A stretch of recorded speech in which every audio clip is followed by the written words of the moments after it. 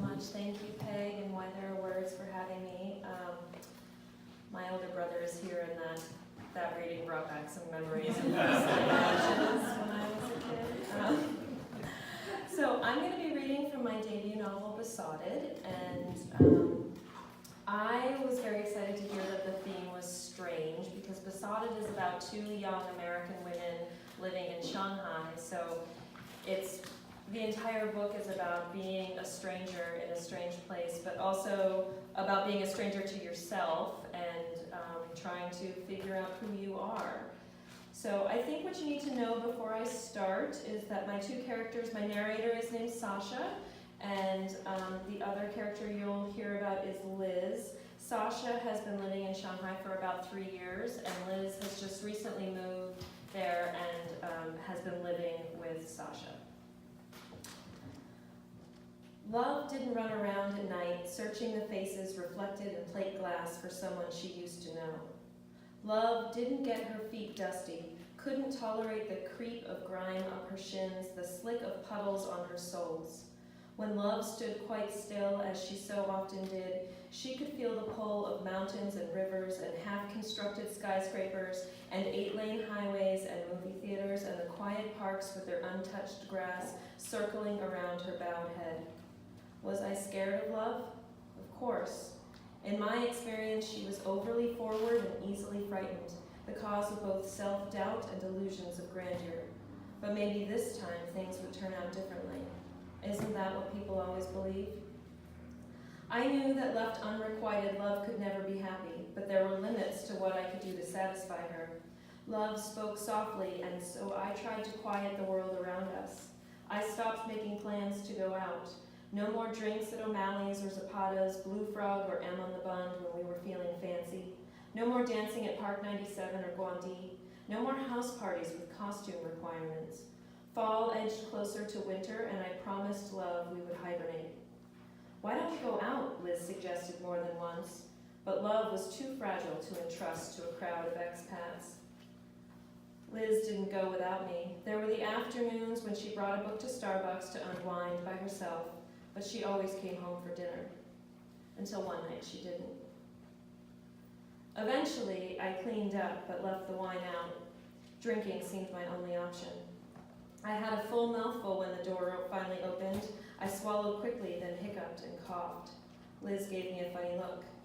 "Hi," she said slowly, looking as though she expected me to pull a weapon from under the table. I tried for non-threatening, wishing I had a book beside me or my phone, anything to disguise the blatant desperation that shrouded me. "Wine?" She looked relieved. It was, I guessed, a normal thing for me to have said. "Long day?" she asked. "Weird one," I answered. "What did you do?" She looked around the room as though there might be evidence of something.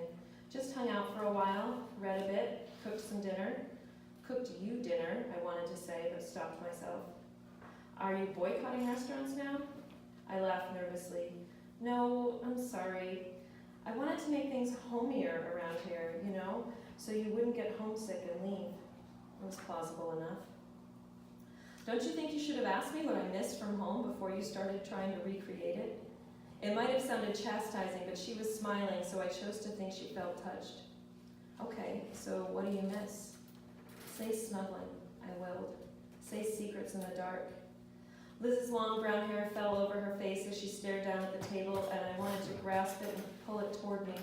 Her fingers tapped against the stem of her wine glass, and I longed to lick them, imagining they would taste like honey. "There isn't much I miss," Liz answered. She didn't look up at me. If she had, she would have known. "I don't really feel homesick, at least not yet. Just really disoriented, I guess." I nodded. "You're dizzy and I can catch you. Maybe we should go lie down." Instead, I refilled her glass. "We should sit on the couch." I felt like a teenage boy waiting to yawn and stretch my arm across my date's shoulder. Ridiculous, but somehow it was working. Liz sat down first, and I sat close beside her, leaving almost an entire cushion of the couch empty. She didn't fidget, though. She didn't look uncomfortable. We kept talking, and I looked for reasons to touch her. "Your hair is really beautiful." I actually said that, and then waited for Liz to cringe and slink off the couch, back to her own bed, away from me and my creepy compliments. But she didn't move. Or she didn't move away from me. Instead, she turned and leaned back, flinging her hair across my lap. "Oh, do you like it?" She laughed, shaking it.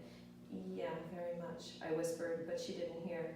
She was drunk and laughing, had collapsed completely onto my lap. I was afraid to move, afraid to ruin it. I did run my fingers through her hair, though. I couldn't resist. She closed her eyes and purred like a cat.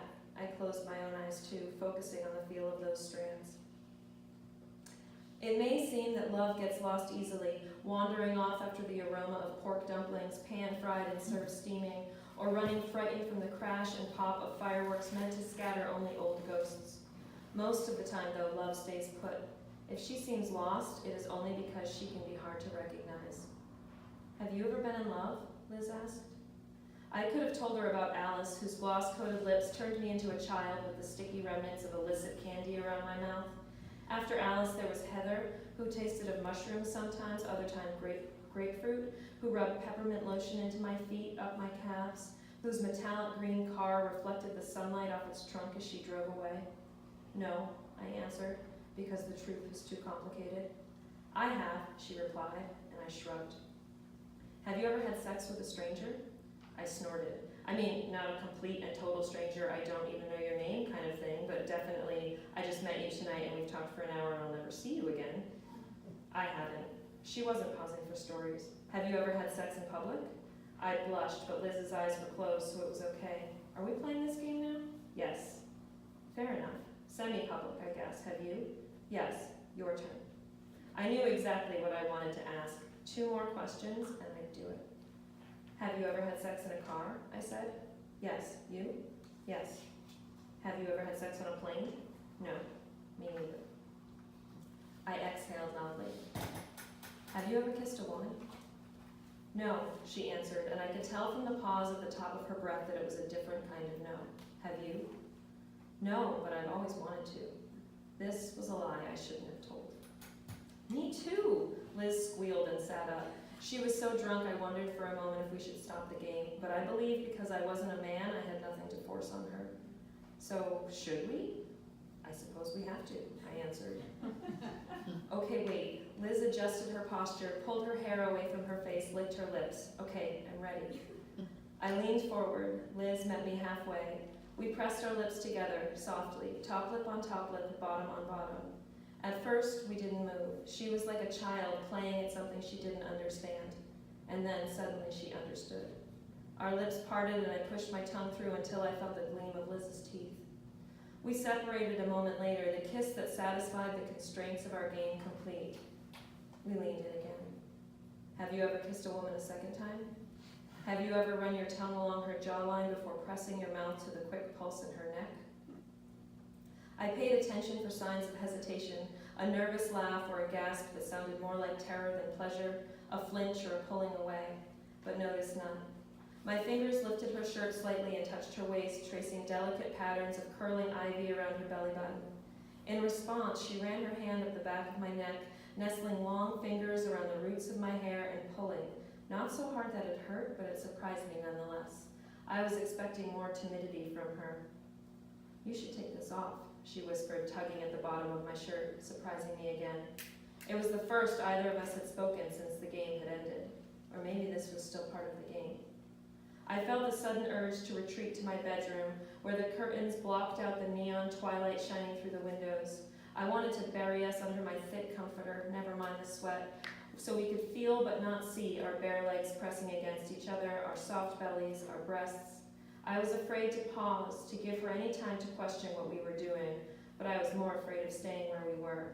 Though our living room was entirely private, our front door locked, I felt too exposed. I took her hand and stood up. It could be a test, a chance for her to giggle and hiccup and tell me she was getting sleepy. But she hooked her finger in my belt loop. She followed me to bed. Love remained curled at the end of the couch, slicked with sweat and shivering.